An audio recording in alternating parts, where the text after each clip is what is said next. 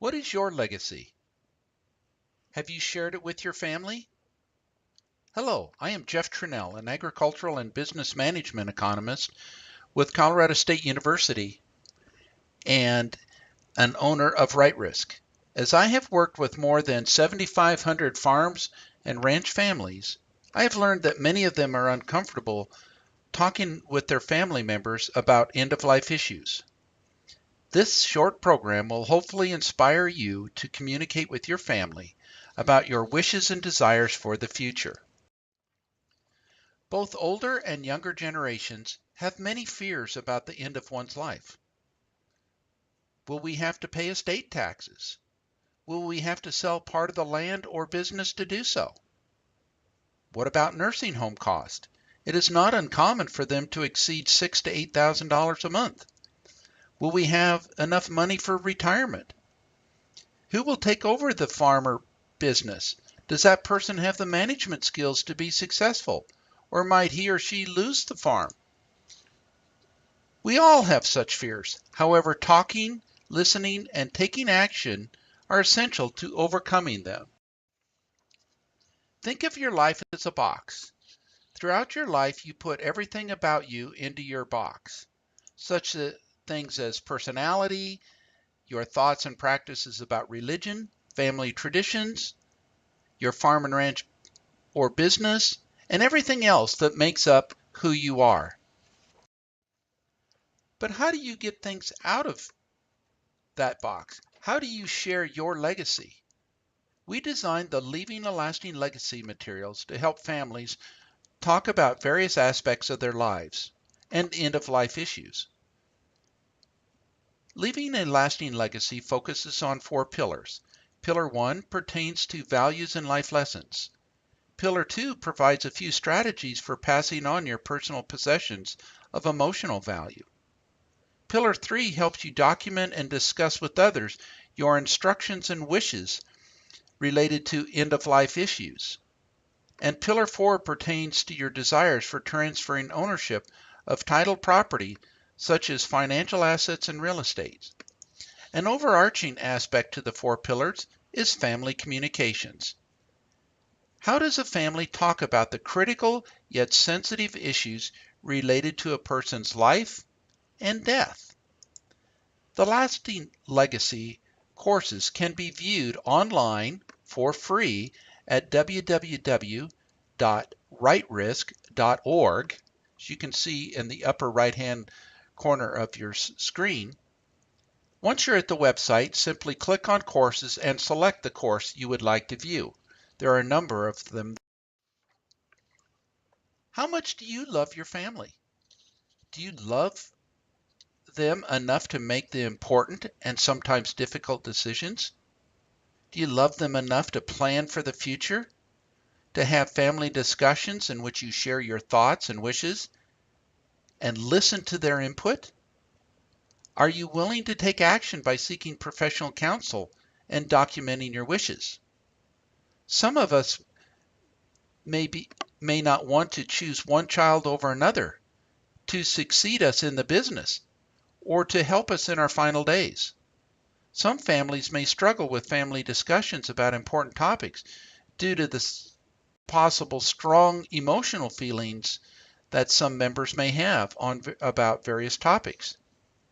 Yet, we need to make such decisions.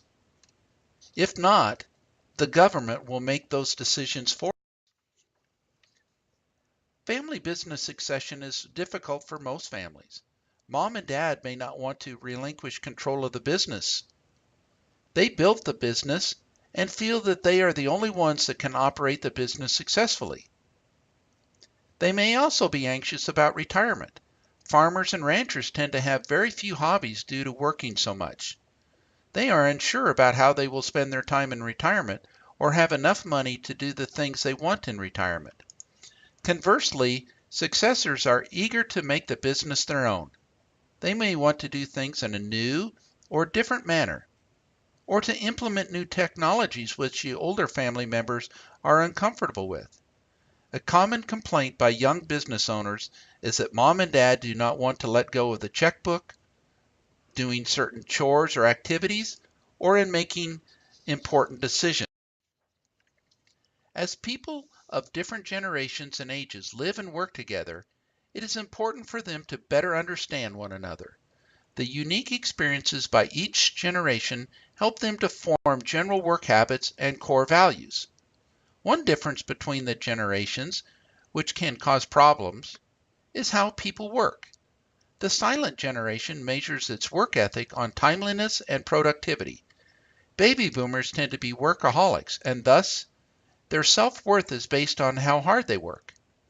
Gen Xers work in order to play, while millennials prefer to have their work and personal lives integrated as much as possible. The many differences across the generations can bring strength to the family team. However, everyone must recognize that people want, need, and expect vastly different things as they live, work, and communicate.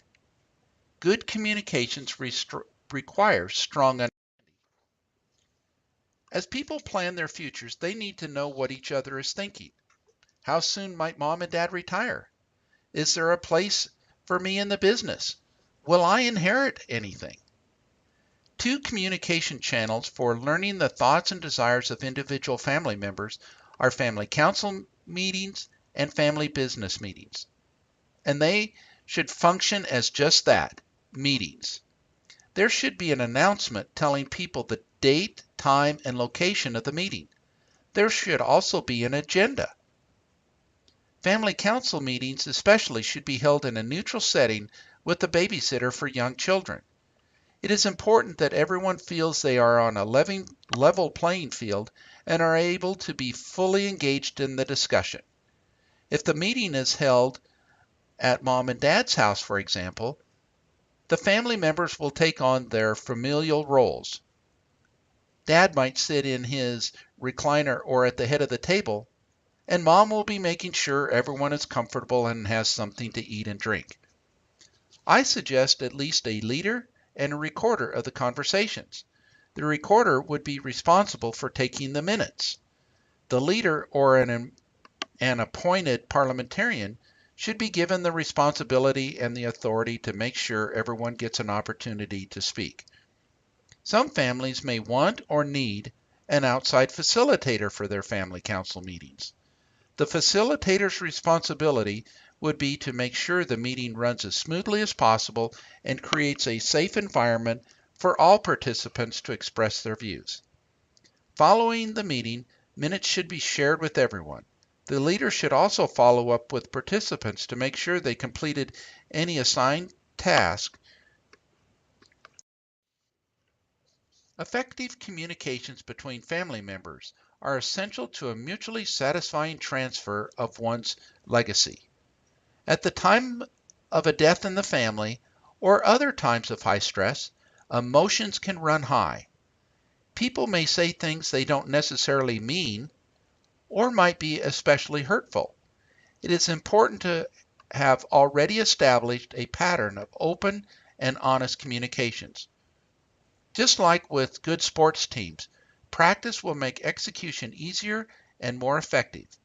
If a family has established trusting, honest relationships, good communications will come more naturally and be less hurtful during times of high stress.